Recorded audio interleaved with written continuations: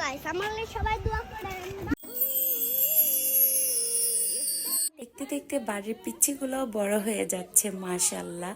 এটা হচ্ছে আমাদের জান্নাত মামুনি। আমরা যখনই বাইরে যাই সে কিভাবে যেন বুঝে ফেলে। তো দেখতেই পাচ্ছেন কান্নাকাটি শুরু করছে, তো ওকে কোনোভাবে বুঝিয়ে রেখে আমরা বের হয়েছি। আজকে আমরা যাচ্ছি আমার আব্বাজানের জন্য তার জীবনের প্রথম নতুন কোনো অধ্যায় শুরু করতে।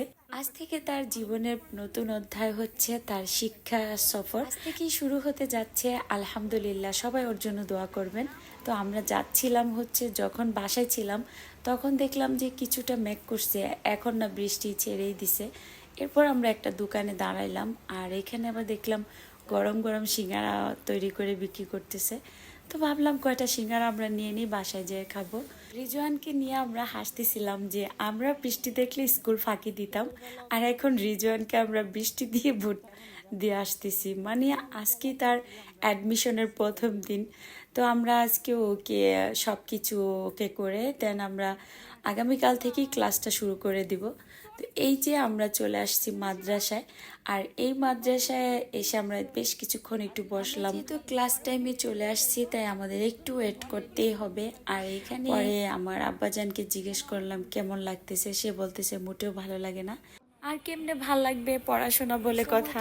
কিন্তু কোথাও অ্যাডমিশন নেওয়া হয় না, আর যেহেতু বছরের প্রায় অনেকটা মাস চলে গেছে। তো যাই হোক, আমরা চাচ্ছিলাম না যে সে রিজওয়ানের সময়টা নষ্ট হোক। মানে সে নানুর বাসায় থেকে আসছে লম্বা একটা সময়, আর এই জন্য আমার ছোট বউকে আমরা বুঝাইছি যদি তুমি চাও তাহলে ভর্তি করায় দিতে পারো, আর যদি না চাও তাহলে অ্যাডমিশন না করায় তুমি আবারও যেতে পারো, আর আম কাঁঠাল বা মজার মজার ফল খেতে পারো গিয়ে। মানে সে গ্রামে যাওয়ার জন্য একটু পাগল থাকে। তো যাই হোক, আমার ছোট বউ যেন বুঝে গেছে যে না, সময় নষ্ট করা আর যাবে না, তার ছেলেকে এখন নতুন জীবনে অবশ্যই দিতে হবে। তো তার অ্যাডমিশনের দিন আমরা তো পুরো পরিবারই চলে গেছিলাম, মানে বেশি কিছু না, ওর 3টা আম্মা জানি চলে গেছে, মানে 2টা ফুপি আর একজন তার হচ্ছে মা, আর ছিল তার ভাইয়া, মানে আমার ভাগিনা সামি হাসান ছিল। তার অ্যাডমিশনের যা যা করা লাগে সেগুলো আমরা করে তাকে ওই দিনই আমরা সবকিছু কমপ্লিট করে বাসায় চলে আসি।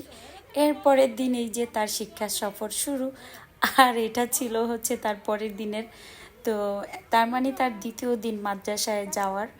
আর এই যে সে আজকে বলতেছে আজকে না গেলেও হয় না। তো এটা খুবই মজার একটা বিষয় ছিল, ছোটবেলা আমরা এরকমটা আসলে করতাম। তো রিজওয়ানের পর্বটা শুরু হয়ে গেছে, আর এখানে মাশাল্লাহ সবাই এত বেশি ফ্রেন্ডলি। ওকে বলছি সবার সাথে মিশবা, কথা বলবা। যাই হোক, রিজওয়ানকে দিয়ে আমরা আবার 2 বোন মিলে একটু চলে আসলাম আমাদের পড়াশোনার কাজে। আর যাওয়ার সময় আবার আমাদের দেখেন কি নজরে পড়লো। এরপরে এইগুলা কিন্তু শর্ট ভিডিও আমি দিছিলাম। তো এখানে আবার আপুকে বললাম এখন আমি 1000 টাকা খুচরা করব, আর অমনি টাকাগুলা শেষ হয়ে যাবে। আর এই কথা শোনার পরে আপু আমাকে বলতেছে তুমি কি সেটা বুঝো, বুঝলে তো আর এখানে দাঁড়াইতা না। আরেকখান মজার ব্যাপার আপনাদের সাথে শেয়ার করি। মানে আমি যখনই এই দোকানের সামনে দিয়ে যাইতেছিলাম ঠিক তখনই কিন্তু আপু পারে তো আমার চোখগুলাকে ধরে এখান থেকে নিয়ে যায়। আর কেন নিয়ে যায় সেটা তো আপনারা বুঝতেই পারছেন। আপুকে আবার বললাম আপু এখন যেহেতু সোনার জিনিস পরে আর বের হওয়া যায় না, ভাবছি এখন থেকে আবার এইসবই কিনবো। তো আপু শুনে বলতেছে হ্যাঁ, টাকা ভাঙার আরো সুযোগ আপনার।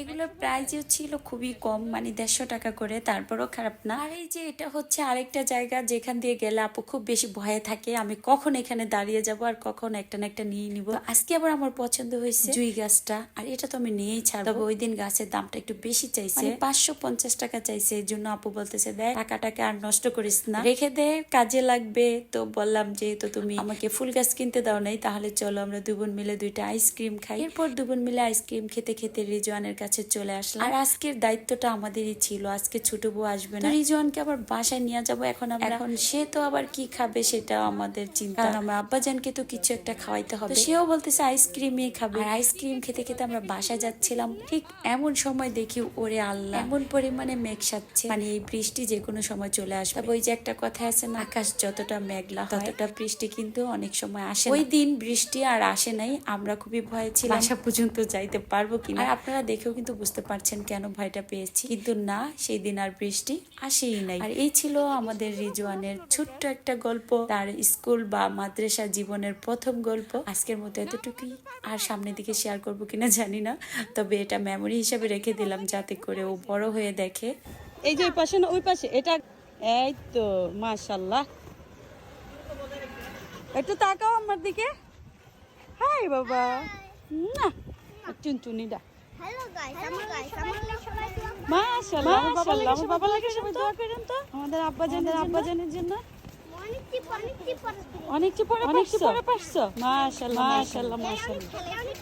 আচ্ছা আচ্ছা। ও মাশাআল্লাহ মাশাআল্লাহ মাশাআল্লাহ। সিলেক্ট হবে। চলো। Bye bye. বৃষ্টি আসবে। আপু তুমি কিনারে যাও। মেঘটা অনেক সুন্দর না? হ্যাঁ। অবশ্যই।